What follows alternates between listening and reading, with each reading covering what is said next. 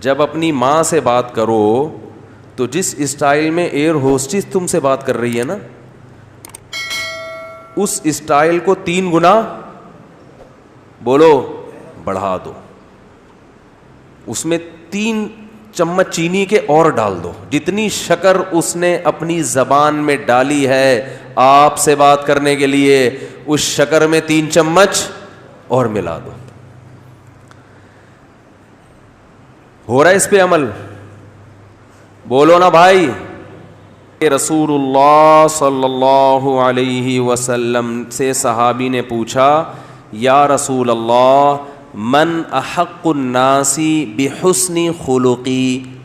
تو یہاں بھی دیکھو حسن کا لفظ ہے, احسان سے نکلا ہے یہ, بلکہ احسان حسن سے نکلا ہے. تو صحابی یہاں یہ نہیں پوچھ رہے کہ یا رسول اللہ میرے اچھے اخلاق کا سب سے زیادہ مستحق کون ہے, یہ سوال نہیں ہے. یا میں کس سے ٹھیک طریقے سے بات کروں, ٹھیک کا لفظ بھی نہیں ہے, گڈ کا لفظ بھی نہیں ہے. یار ایک مجھے بات بتاؤ, ایک کوئی مفتی صاحب کے پاس آئے, مسئلہ پوچھے, مفتی صاحب میں نے سنا ہے کہ اللہ نے حکم دیا کہ لوگوں سے صحیح بات کیا کرو, بدتمیزی سے پیش نہیں آیا کرو, تو میں ٹھیک طریقے سے بات کس سے کیا کروں, سب سے پہلے کس سے؟ تو ہم بتا دیں گے بھائی سب سے پہلے ماں ہے, پھر باپ ہے, پھر باقی لوگ ہیں, یہی بتائیں گے نا. ہمارا اسٹائل کیا ہوگا؟ یہ ہوگا. لیکن صحابی نے یہ سوال نہیں پوچھا کہ میں ٹھیک طریقے سے کس سے بات کیا کروں, سب سے پہلے اس کا مستحق کون ہے. نا نا نا, انہوں نے یہ بھی نہیں پوچھا یا رسول اللہ بہتر طریقے سے میں کس سے بات کیا کروں, اس میں سب سے زیادہ مستحق کون ہے, کس کا رائٹ ہے سب سے زیادہ کہ میں اس سے بہتر انداز میں بات کروں. نا نا نا نا نا نا, آپ نے فرمایا من احق الناس بحسنی, حسن کا لفظ, میرے اخلاق میں جو ایکسیلنسی پیدا ہوگی اس ایکسیلنسی کا سب سے زیادہ مستحق کون ہے. بات آ رہی ہے سمجھ میں کہ نہیں آ رہی ہے؟ یعنی آج کے زمانے میں جو اسٹائل ایئر ہوسٹس کا ہوتا ہے شاید ہم اس کو ایکسیلنٹ کہہ سکتے ہیں اس کو, شاید, کیونکہ اس سے اچھے اخلاق کی کم از کم مجھے تو مارکیٹ میں کوئی مثال اب تک, ہم نے بسوں میں بھی سفر کیا ہے, ٹرینوں میں بھی سفر کیا ہے, اور اللہ بھلا کرے جہازوں میں بھی کیا ہے, گاڑیوں میں بھی کیا ہے, کار میں بھی کیا ہے, ہر طرح سے کشتیوں میں بھی کیا ہے. تو جو عملہ سب سے اچھا اخلاق والا ہمیں ملتا ہے وہ کہاں ملتا ہے؟ بولو نا, جہاز میں. اور سب سے زیادہ بدتمیز عملہ کہاں ملتا ہے؟ بسوں میں. پیشاب کے لیے گاڑی رکوا لو, پیشاب رک جاتا ہے آدمی کا ٹینشن سے, وہ اتنی ہارن بجا رہا تھا, پاؤں پاؤں بجا رہا ہوتا, بیٹھ بھائی. نماز کے لیے رکوا لو, سب ایک جیسے نہیں ہوتے. نماز کے لیے بعض دفعہ روکنا مشکل ہو جاتا ہے, نماز ہی نہیں پڑھنے دے رہے ہوتے, تو پھر اپنی عزت اسی میں ہے کہ آپ ڈرائیور سے تمیز سے بات کریں.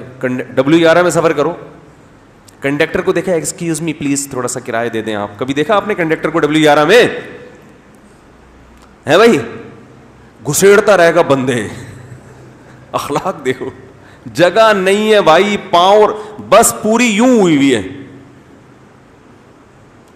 اس کی الائنمنٹ کی ایسی کی, میں نے کہا نا کام کا بیڑا غرق, ایک کام کا طریقہ یہ بھی ہوتا ہے, بس کا بیڑا غرق کر دیا. وہ یوں جھکی ہوئی ہے پوری ادھر کو, آدھی پبلک چھت پہ بیٹھی ہوئی لٹک رہے ہیں, کھڑکیوں سے بندے گر رہے ہیں, مگر کنڈکٹر گھسے گا, ایک سے بھی ایکسکیوز, اتنی ٹینشن دے کے بھی ایکسکیوز نہیں کرتا. حالانکہ تمہیں تو 2 رکعت نفل توبہ کے پڑھنے چاہیے لانڈی پہنچنے کے بعد نا. تمہیں تو یا اللہ میں نے جو مسافروں کو جو غم دیا, میں نے جو دکھ دیا, میں اس پہ تجھ سے معافی مانگتا ہوں. کیسے دھکا دے رہا ہوگا, اور بھائی ادھر سے, اور حیرت کی بات ہے ادھر سے گھستا ہے اور اگلے گیٹ سے نکل آتا ہے, جگہ ہے نہیں, سب سے کرایہ لے, اس کی جیب کبھی نہیں کٹتی, سب کی کٹ جاتی ہے حالانکہ سب سے زیادہ پیسے اس کے پاس ہوتے ہیں. تو بزنس, یہ جیب کتروں کا بزنس بھی سائڈ میں چل رہا ہے ان کا, اس پہ بھی کمیشن, سب کی بات نہیں جو میرا بیان سن رہے ہیں ان کے علاوہ. تو میری جہاں تک جو میں نے دیکھا ہے سب سے اچھے اخلاق جہاز کے عملے کے ہوتے ہیں. تو ہم اس کو آج کے دور سے کہہ سکتے ہیں کہ وہ ایکسیلنٹ ہوتے ہیں. وہ الگ بات ہے وہ ان کی نیت کیا ہے, لیکن ظاہری لحاظ سے بہرحال بہت اچھے اخلاق ہوتے ہیں. تو اب ہم مثال ہمارے پاس ایئر ہوسٹس کے علاوہ کوئی مارکیٹ میں اتنے اچھے اخلاق کی ملتی نہیں ہے سفر کے دوران. تو دنیا بھی ایک مسافر خانہ ہے. تو اب حدیث کا مطلب کیا ہوا؟ صحابی نے پوچھا یا رسول اللہ میں اپنے اخلاق میں جو ایکسیلنسی پیدا کروں تو اس ایکسیلنسی کا سب سے زیادہ مستحق کون ہے؟ یعنی سب سے زیادہ میٹھے انداز سے بات میں کس سے کروں؟ آپ یوں بھی کہہ سکتے ہیں آج کی زبان میں جب میں بات کسی سے کروں تو اس میں شکر گھولوں میں، تو سب سے زیادہ چینی اور سب سے زیادہ شکر کس سے بات کرتے ہوئے اپنے کلام میں گھولوں؟ بات آ رہی ہے سمجھ میں؟ آپ صلی اللہ علیہ وسلم نے فرمایا امک، پوری کائنات میں سب سے میٹھے انداز سے اگر تم نے بات کرنی ہے تو سب سے زیادہ رائٹ یہ کس کا ہے؟ تمہاری، بولو نا، ماں کا.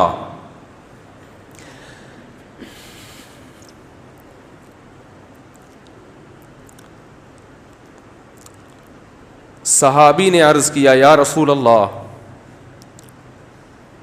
کیا انداز ہے؟ فرمایا ثم من. ثم کا مطلب ہوتا ہے اس کے بعد. ثم من، یا رسول اللہ ماں کے بعد دوسرے نمبر پر میٹھے انداز سے، اچھے انداز سے بات کرنا کس کا حق ہے کہ میں اس سے اچھے انداز سے بات کروں؟ ماں کے بعد. ماں کا تو پتہ چل گیا. دوسرے نمبر پہ جو میں سب سے بہترین اور مٹھاس کے ساتھ بات کرنی ہے، اخلاق میں ایکسیلنسی پیدا کرنی ہے، ماں کے بعد دوسرے نمبر پہ کون ہے وہ؟ تو آپ صلی اللہ علیہ وسلم نے کیا جواب دیا؟ فرمایا امک، ماں کے بعد دوسرا نمبر بھی کس کا ہے؟ بولو بھائی. کیا عجیب انداز ہے. حالانکہ یہ عام عرف کے مطابق جواب سوال کے مطابق، بولو بھائی، نہیں ہے. مجھ سے اگر کوئی پوچھے کہ سب سے بڑا حق کس کا، میں کہوں ماں کا. وہ کہ اس کے بعد کس کا، تو میں کہوں ماں کا. وہ کہے گا میں اس کے بعد کا پوچھ رہا ہوں، اس کا تھوڑی پوچھ رہا ہوں. تو یہ سرسری نگاہ سے دیکھا جائے تو یہ بلاغت والا کلام نہیں ہے، یہ غلط کلام ہے اگر سرسری نگاہ سے دیکھا جائے. کیونکہ ہم پوچھ رہے ہیں کہ اس کے بعد. ماں تو پتہ چل گیا، ماں کے بعد اس کے علاوہ بتائیں آپ. لیکن نبی دوبارہ کس کا نام لے رہے ہیں؟ یہ سرسری نظر میں یہ کلام بلیغ نہیں ہے، لیکن حقیقت میں یہ بلاغت کے اعلیٰ معیار پہ پہنچا ہوا کلام ہے. کیونکہ بات کو دل میں اتارنے کا اس سے بہتر طریقہ نہیں ہو سکتا تھا کہ ماں کے بعد دوسرا نمبر بھی کس کا ہے؟ ماں کا. اس کا مطلب کیا ہے کہ ماں کے بعد اگر تم یہ سمجھتے ہو کہ کسی سے بہت ہی میٹھے انداز میں بات کرنی ہے تو یہ حق دوبارہ ماں کو دے دو. دوبارہ کس کو دے دو؟ صحابی نے پھر پوچھا یا رسول اللہ ثم من. دیکھو صحابی کا انداز بھی کیا ہے. وہ چونکہ ان کو یہ تھا کہ مجھے ماں کے علاوہ اب چاہیے کہ کون ہے، اور نبی نے دوبارہ کس کا نام لے لیا؟ ماں کا. لہذا صحابی نے پھر اپنے سوال کو ریپیٹ کیا، کیونکہ وہ یہ سمجھتے تھے کہ مجھے میرے سوال کا جواب نہیں ملا. تو انہوں نے تیسری دفعہ پوچھا یا رسول اللہ ثم من. یا رسول اللہ تیسرے نمبر پہ کون ہے؟ تو آپ صلی اللہ علیہ وسلم نے فرمایا امک. تیسرے پہ بھی کون ہے؟ بولو بھائی. یہ ہیں ویمن رائٹس. یہ کیا ہیں؟ یہ جو بے شرم لوگ حقوق نسواں اور عورتوں کے حقوق کے نام پہ الو بنا رہے ہیں نا، ان کی باتوں میں مت آیا کرو. ان کا مقصد صرف عورت کو کپڑوں سے آزاد کرنا ہے اور مرد کی دسترس سے آزاد کر کے مرد کے مقابلے میں لا کے مرد کا دشمن بنانا, تاکہ مرد عورت سے محبت کرنا چھوڑ دے, اس کا حق دینا چھوڑ دے. تمہیں اسلام نے عورت کے جو حقوق بیان کیے ہیں, اس کے بعد ہمیں کسی اور سے عورت کے حقوق کو سمجھنے کی ضرورت نہیں ہے. ہمیں کسی لبرل سے, کسی حکومت سے, کسی ویمن رائٹ سے, کسی سے ہمیں سمجھنے کی ضرورت نہیں ہے. ہمیں اسلام نے بتا دیا ہے کہ ماں کے روپ میں عورت کا کیا حق ہے, بیوی کے روپ میں عورت کا کیا حق ہے, کہ بیٹی کے روپ میں عورت کا کیا حق ہے, بہن کے روپ میں عورت کا کیا حق ہے. اور یہ جو لبرل لوگ ہیں یہ صرف گرل فرینڈ کے حقوق جانتے ہیں, گرل فرینڈ سسٹم معاشرے میں لانا چاہتے ہیں, تمہیں درندہ بنانا چاہتے ہیں, تمہیں زانی بنانا چاہتے ہیں, تمہیں بدکار بنانا چاہتے ہیں. ان کا کوئی فیملی سسٹم نہیں ہے. جو قوم نکاح کی قائل نہ ہو ان کے ہاں ماں بہن بیٹیاں ہوتی ہیں.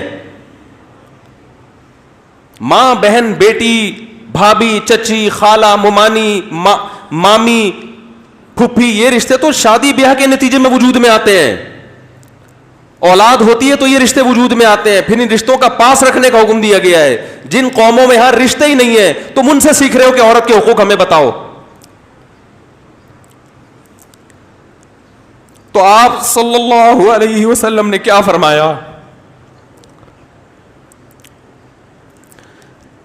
تیسرے نمبر پہ کس کا حق ہے؟ بولو بھائی. ماں کا.